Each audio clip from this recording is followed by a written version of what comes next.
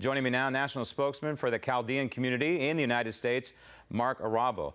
Mark, you have boots on the ground, if you will, people in the region, in Iraq, possibly in Syria. What are they telling you about the Islamic State right now? The Islamic State is stronger than it's ever been.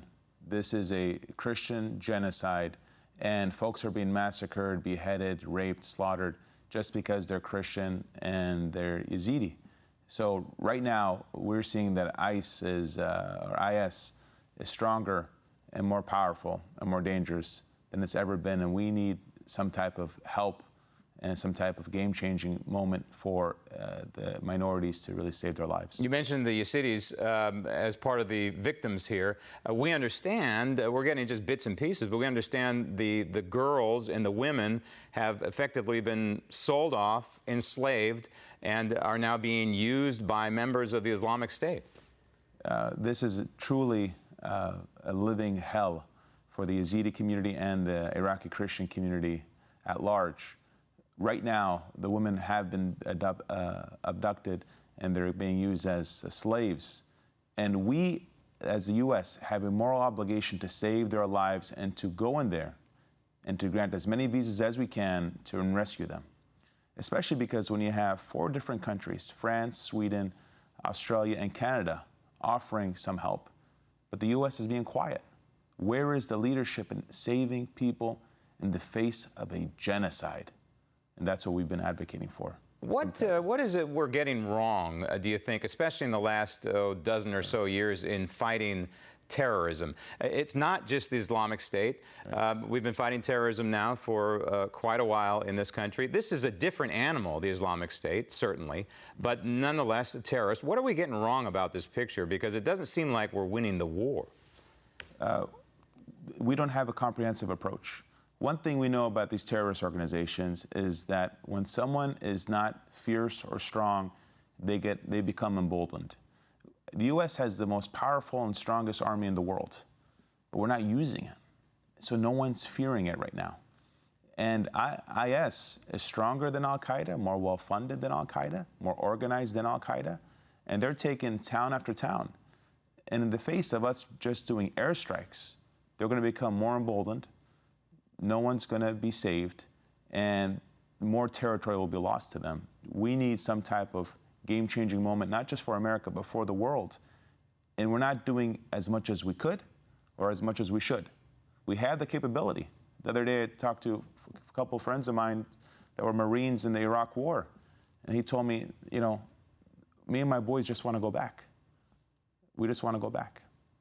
How far off am I when I say, and I have been saying on this program, that we need to send some sort of loud military message, but also at the same time, do you believe this, that we also ought to not fight this as a secular war, to give these folks in this region who maybe have known nothing different but this kind of violent Islam, give them something else that they might want to latch into, for example, the Judeo-Christian values? Am I off base by suggesting both of those as a two-pronged attack? Well, right now, I think the area in Iraq is so complicated, in Syria, that dictators are the only folks that could keep order in that area. We need a true partner in the Middle East, and the only true partner we have in the region is Israel.